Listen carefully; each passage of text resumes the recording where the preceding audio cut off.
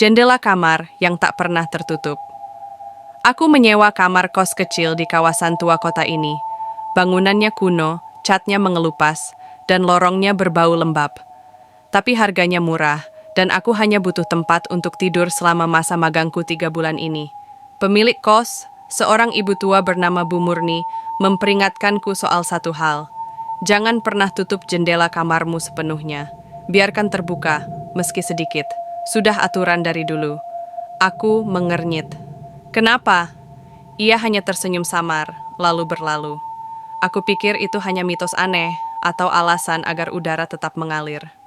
Aku menuruti aturan itu, setidaknya untuk beberapa hari pertama.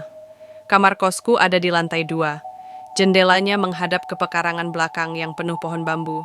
Setiap malam aku bisa mendengar suara gesekan bambu dan kadang sesuatu yang lebih aneh, seperti bisikan. Minggu pertama berjalan normal, meski aku tidur dengan gelisah. Suara-suara di malam hari sering membuatku terbangun, seperti langkah kaki di loteng, padahal aku sendirian di kamar, atau bayangan cepat yang melintas di luar jendela. Sampai suatu malam, saat hujan deras mengguyur, angin masuk dari jendela yang terbuka sedikit itu. Aku menggigil, selimutku basah karena air yang terbawa angin. Dengan kesal, aku bangkit dan menutup jendela rapat-rapat. Lalu aku tidur kembali. Malam itu, mimpi buruk datang. Aku bermimpi ada seseorang berdiri di sudut kamarku, tepat di dekat lemari. Ia tinggi, kurus, dan kulitnya kelabu seperti mayat. Matanya kosong, tak memiliki bola mata. Ia menatapku, atau setidaknya menghadap ke arahku. Tubuhnya tak bergerak, tapi setiap aku mencoba bangun, dia semakin dekat. Aku terbangun dengan napas terengah-engah. Kamar terasa sangat dingin, lalu aku sadar. Jendela sudah terbuka kembali, padahal aku yakin tadi malam sudah menguncinya. Aku mencoba menenangkan diri, mengira itu hanya mimpi buruk biasa. Namun, malam-malam berikutnya semakin aneh. Setiap aku menutup jendela, sosok itu muncul di mimpiku.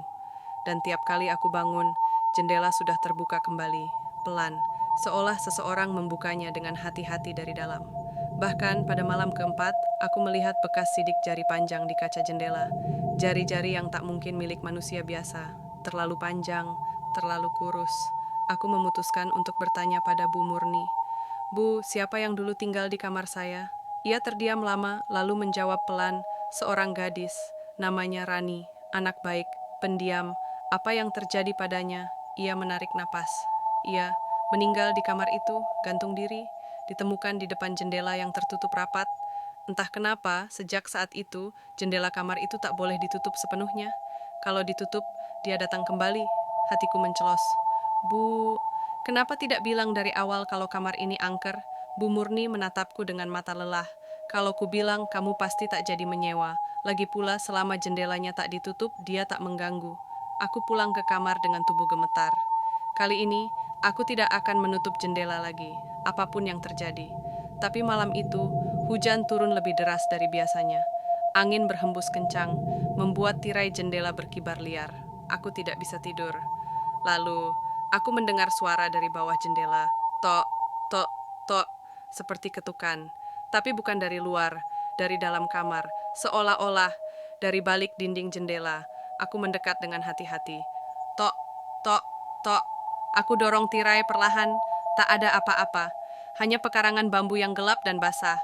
Tapi kemudian aku melihatnya, wajah itu, menempel di kaca jendela.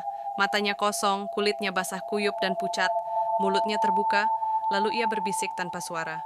Buka, lebih, lebar. Aku mundur sambil menahan teriakan.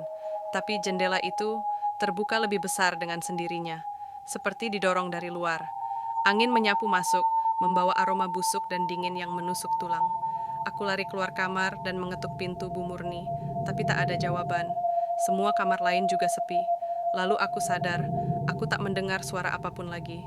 Tak ada hujan, tak ada angin, bahkan detak jantungku sendiri seperti menghilang. Aku kembali ke kamarku, dan di sana, di tempat tidurku sendiri, ada aku. Tubuhku sendiri, terbaring, mataku terbuka tapi kosong.